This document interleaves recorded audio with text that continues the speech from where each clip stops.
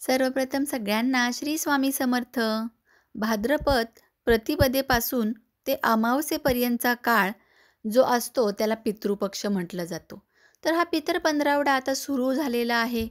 पण चंद्रग्रहण आलं, मग त्यामध्ये नेमकं काय घडणार आहे असं अनेकांना भीती वाटत आहे. तर घाबरून जाऊ नका.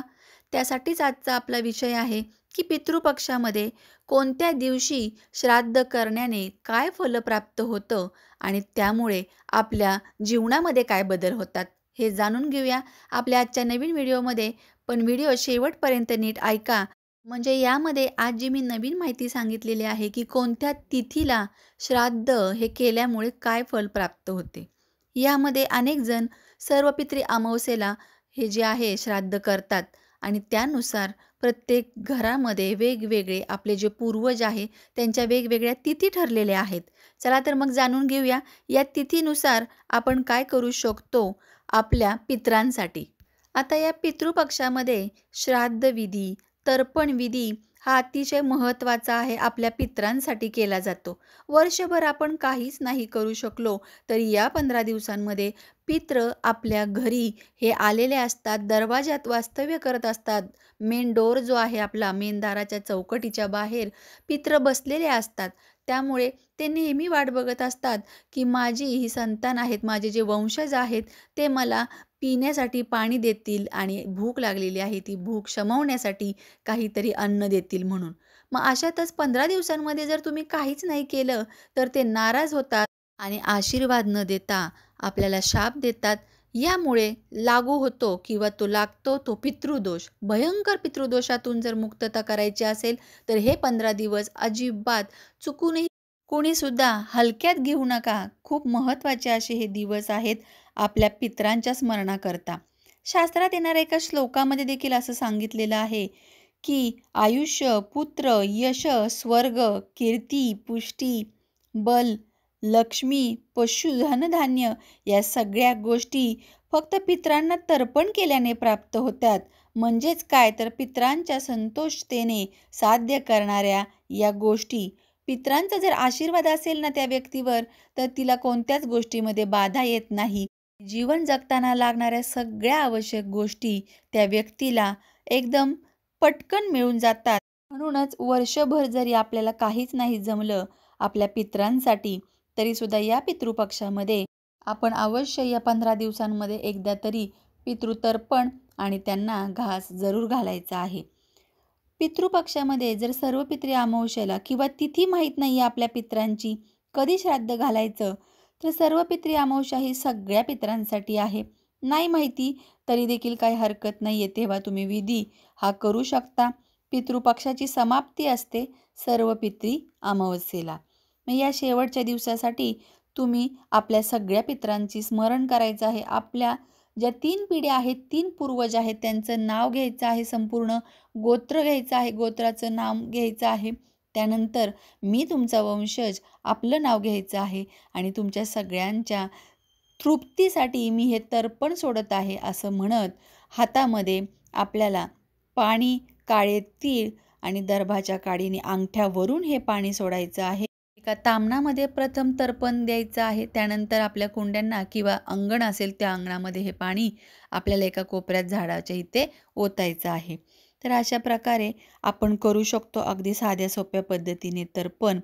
पुढे पुढे आपण पाहणार आहोत की अगदी साधे सोपे उपाय तुम्हाला सांगणार आहे. यामध्ये आता पहिल्यांदा जे प्रतिपदेला येतं श्राद्ध, तर त्याचं काय फलित आहे ते बघूया. कारण काय होतं, 6-6 महिन्यांचा उत्तरायण आणि दक्षिणायन असतो. म्हणजे स्वर्गामध्ये 6 महिन्यांचा दिवस असतो आणि 6 महिन्यांची रात्र असते आपल्या मनुष्याच्या पृथ्वीवरील दिवसांप्रमाणे. म्हणून उत्तरायण आणि दक्षिणायन हे घडत असतं. आणि पितृलोकामध्ये त्याचवेळी दक्षिणेकडील पितृकात दिवस असतो. मग पितरांना उद्देशून कोणतंही कृत्य करायचं झालं तर ते दक्षिणायतच केलं जातं. दक्षिणायन जे आहे त्यामध्ये पितृपक्षांमध्ये विधी हा केला जातो. श्राद्धविधी करणाऱ्यांना अनेक लाभ होतात. जसं की प्रतिपदेला आपण जर श्राद्ध केलं तर उत्तम पुत्राची प्राप्ती होते आणि द्वितीयेला संपत्तीची प्राप्ती होते. तृतीयेला अश्वप्राप्ती होते. म्हणजे आजच्या काळानुसार यशाची घौडदौड म्हणतात ना, त्याप्रमाणे आपल्याला हे सगळी सुखं मिळतात. तर पंचमीला श्राद्ध पक्ष केले असता मुलांना यशप्राप्ती होते. षष्टीला साजरे केले असता तेजस्वी संतान प्राप्त होते. सप्तमीला शेती आणि जमिनीची प्राप्ती होते. अष्टमीला श्राद्ध केल्याने व्यापारात लाभ होतो. नवमीला श्राद्ध केल्यामुळे नोकरी उद्योगात भरभराट होते.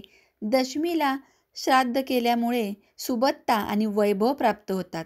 एकादशीला श्राद्ध केल्यामुळे ऐहिक सुखाचा लाभ होतो. द्वादशीला हे जे श्राद्ध आहे ते केल्यामुळे सुवर्ण लाभ होतो. त्रयोदशीला पद आणि प्रतिष्ठेची प्राप्ती होते. तर चतुर्दशीला सर्वसामान्य समाधानी जीवन मिळते. आणि सर्व पितृ अमावस्येला श्राद्ध पक्ष केले असता सर्व इच्छांची पूर्तता होते. या सगळ्या लाभांकडे जर लक्ष दिलं तर आपल्या लक्षात येतं की हे जे पितृपक्ष आहे, पितर पंधरवडा आपण जो साजरा करतो किंवा पितरांना सद्गती प्राप्त व्हावी, त्यांना त्यांच्या जीवनामध्ये पुढचे मार्ग मोकळे व्हावे, यासाठी जरी आपण हे तर्पण आणि श्राद्ध करत असलो तरी ते आपल्यालाही सन्मार्गाला लावणारे आणि आपल्या सर्व इच्छा पूर्ण करणारे, इतरांच्या कल्याणासाठी केले जाणारे हे सगळे विधी आपलं देखील कल्याण करणार आहेत. पण यंदा चंद्रग्रहण आहे. चंद्रग्रहण झाल्यानंतर पितृपक्ष हा चालू होत आहे. सूर्यग्रहण, चंद्रग्रहण या विधींवर काही परिणाम होईल का? तर नाही, काहीच परिणाम होणार नाही आहे. कारण चंद्रग्रहण जे आहे ते रात्री 9:28 सुरू होते आणि मध्यरात्री 1:27 संपत आहे. म्हणजे 7 तारखेला पूर्ण हे संपत आहे चंद्रग्रहण. आणि 8 तारखेचा सूर्योदय जे आहे तो 8 तारखेला पितृपक्षाची सुरुवात होत आहे. प्रतिपदा तिथी 8 तारखेचा सूर्य पाहणार आहे. म्हणूनच जे आहे या सगळ्यांचा विचार जर केला तर आपण या दिवसापासून श्राद्ध आणि तर्पण करण्यास कोणतीही अडचण नाही आहे. यामध्ये बहुतेकदा अनेकदा संभ्रम निर्माण झालेले आहेत. त्यामुळेच ही एक शंका विचारली जाते की जर घरामध्ये कोणी पुरुष व्यक्ती नसेल तर महिला हा जो विधी आहे तर्पणाचा किंवा श्राद्धाचा तो करू शकतील का? तर हो, या प्रश्नाचं उत्तर आपल्याला गरुड पुराणात देखील मिळतं.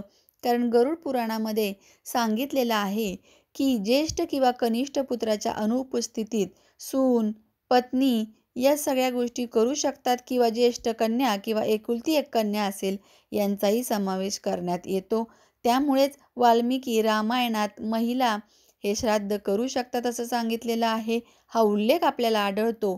आणि यासोबतच बघा ना, सीतेने राजा दशरथांच्या नावाने देखील केलेला श्राद्ध आहे. तिथे एक प्रसंग असा दिसून येतो की माता पिता जे आहेत प्रभू श्रीरामांची, ती पितृपक्षाच्या कालावधीमध्ये श्राद्ध करण्यासाठी राम आणि लक्ष्मण हे श्राद्ध विधीचे सामान आणण्यासाठी गया इथे गेले होते.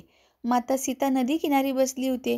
तिथेच पितरांचं आगमन झालं आणि राजा दशरथाचे आगमन झाल्यामुळे त्यांनी तिथेच सीतेला आपलं जे आहे दान मागू लागले, म्हणजेच पिंडदान.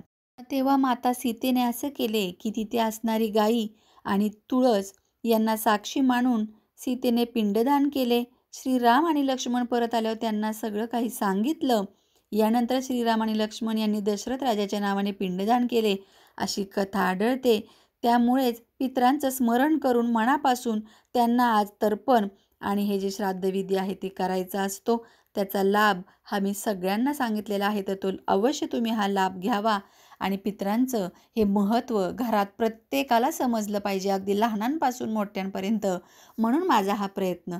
चला तर मग पुन्हा भेटूया नवीन माहितीसोबत. तोपर्यंत सगळ्यांना माझ्याकडून श्री स्वामी समर्थ.